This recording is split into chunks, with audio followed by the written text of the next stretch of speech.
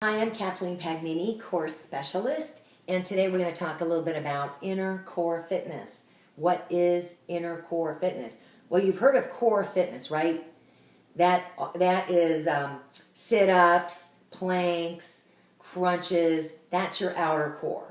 That's all of these muscles that you can touch. All right? What most people don't know is that you have another whole core inside of you. You do. And that is called the inner core. So I'm going to tell you a little bit about your inner core, because back pain and incontinence, those two things are what I'm going to talk about today, as well as the poochie low tummy, all comes from your inner core predominantly. So those types of problems, you always really want to address it with inner core fitness and exercises, and let go of that outer core stuff for a little while. Developmentally, as when we were babies, all we had was an inner core. So as our brain developed, so did the inner core and function, and then we started to move, and we gained a little bit more body control. So the nervous system, it just all was developmental. We did not have an outer core when we were babies. All we had was an inner core.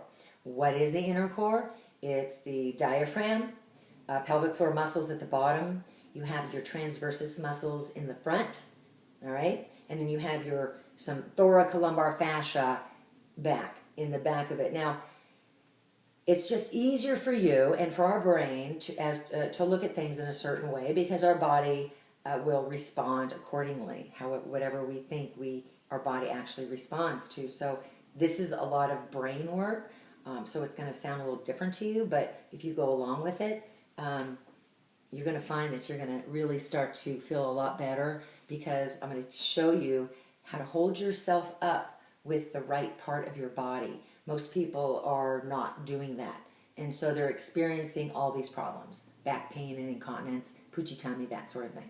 Okay, so first off, I want you to put your hands underneath. If you're sitting, I hope you're sitting, hopefully on a hardwood chair or something that's hard. You can feel the bones. Sit on your hands, put your hands way underneath, and I want you to sit on top of them. Okay? Those are your sits bones. That's your pelvis. So remove one hand, pull the cheek with it, remove the other hand, pull the cheek. So now you're sitting directly, hopefully, on top of those bones. Now, it's very important that you don't sit off of those bones, like, I don't know if you can see me right here. Okay, so you don't want to sit this way, ever. You always want to sit up on those bones. Okay? Now, why? Because you have a lot of nerves back here. So if you're sitting on your sacrum, this is your sacrum, part of your pelvis. If you're sitting on it, you're constantly putting pressure on these nerves, and you're going to have pain. So, number one, sit up on those sits bones. Okay? Number two, I would put your feet directly underneath your knees. Just put your ankle underneath your kneecaps. Just do that for now. We're gonna refine all this later. So you're up on your sits bones. You feel them. Feel the right one. Feel the left. Feel the right. Feel the left. You can kind of rock and walk forward with them. Walk back. Those sits bones are really important to the inner core and the pelvic floor. So it's real important that we find these bony landmarks and really sense where they are. So there's your bones. You're on top of them, right? Now, the next thing I want you to do in order to allow for your inner core to start participating in your life, because you can't really train it like you do your outer core, so we are going to allow the outer core, your outer musculature, to release, but not before we talk about where the spine goes. Your spine actually goes up through your body. I want you to imagine it's going up through your body, and it stops right here behind your eyes and between your ears. That's where the top of your spine stops. So your skull sits on top of your spine like a Tootsie Pop. Half of your head is behind you, half of your head is in the front. Your face is in front, your skull is back. A lot of people that have back pain think that their spine is like a broomstick and their body is in front like a capital letter D. You're not stacked like a capital letter D. You're more like an apple core. Your spine is in the middle of your body like an apple core. So I want you to get a sense that this bone, which is this big, so if you put your hands like this, that's as big as your spine is. that includes the protuberances back here. Those are just the bony protuberances. That's part of your spine. That's not the weight-bearing part. The weight-bearing part is behind your belly button. The biggest part of your spine is behind your belly button. So we need to sit and stand that way. It's really important to feel that and understand that. Otherwise, we're going to be a capital letter D. So we're really an apple core with a Tootsie Pop head. So that's really what I want you to think. Half of your body is behind that core, that apple core. Half of your body's in front of it. So sit on your sits bones. Now that you know where your spine is and how big it is, it's powerful, and that's your powerhouse. Now that you know how big and strong that bone is, I want you to allow yourself to let that bone hold you up. That bone is responsible to hold you up, right? Along with your inner core, of course. So your vertebrae are stacked like this. We are literally stacked up. So we want to always be really putting space between the vertebral discs. When we were babies, the space between was more spongy, and now it's more paper towel-like, but we can actually increase our spine and stretch our spine and return our bodies to our normal height just by imagining that we are lifting our vertebral column up and separating the vertebra. So that's the number one thing. That's really important. That's the sense that you want to have inside of you. Close your eyes. Take your time feeling this. This is a different way to look at your body. It's a new awareness, but it's going to give you a lot less pain and peeing, really. So there you are on your sits bones. I'm going to talk you through this now. In order to access, in order to facilitate your inner core's participation in your life, make sure you're up on those sits bones and your head is directly over your shoulders, just like a Tootsie Pop head. Now, we must allow the outer core musculature to release tension. I see so many people holding themselves up by they pull their stomach in, or they clench their butt, and then they lift their shoulders, and they don't know how to hold themselves up. So I want you really to become aware of this spine inside of you, because that's what's holding you up with your inner core. So as soon as you understand how all this works together, you're going to stop pulling everything and sucking everything in. I guarantee you.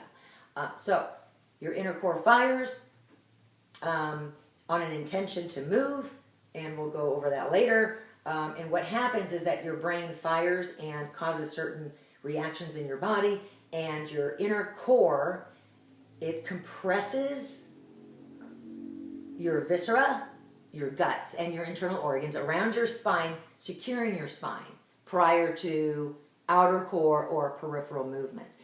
So this pre-activation happens a millisecond prior to moving. So it's the set in ready, set, go.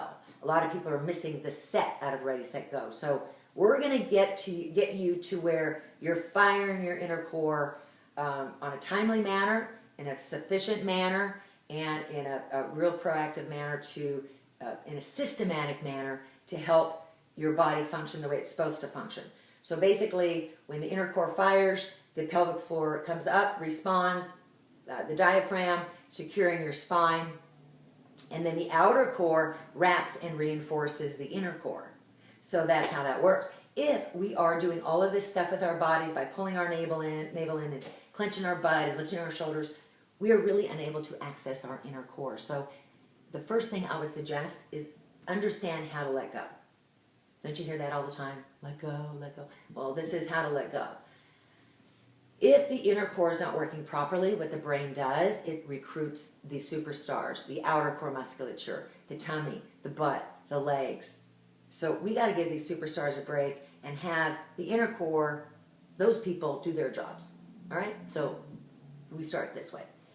You're sitting on those sits bones. You feel the left one, you feel the right one. You can march. There you go. Your ankles are directly underneath your knees, and your hands are palms up facing the sky. Now, it's real important when you have that Tootsie Pop head that you don't try to strain your neck. Try not to, there's no outer tension strain. So if you feel any tension outer core wise, you're trying way too hard. So you got to drop it back a couple notches and imagine this happening. Put your imagination cap on. This is imagery. This actually fires the inner core.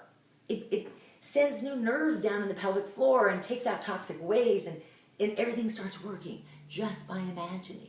So that's the amazing thing that I've learned since I've been doing this work for about 8 years. After 30 years doing it the wrong way, my body has completely changed. My pooch is gone.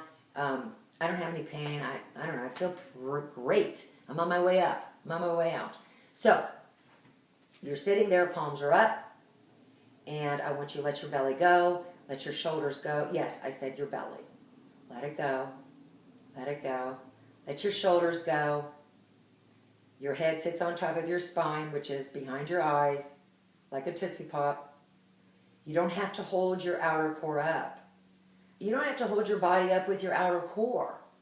Let it go. Your arms start here. Let them hang in front of your body. You don't have to do this. If you do this, you have that forward head posture, and that's going to go in your back. Now, if you pull your navel in, guess what that's doing? That's pushing on the canister like this. And guess what happens when you push on the canister and all those guts are in there and it's not being supported? It comes out this way. So that's your incontinence. So there's no more pulling the navel in, no more clenching your butt, and no more lifting and squeezing the shoulder blades together. I know it's a lot to swallow, but trust me on that one.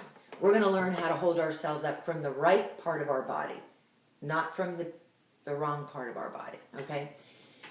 So we talked about this big spine in the middle of you. In the middle, half of your body's behind, half of it's in front.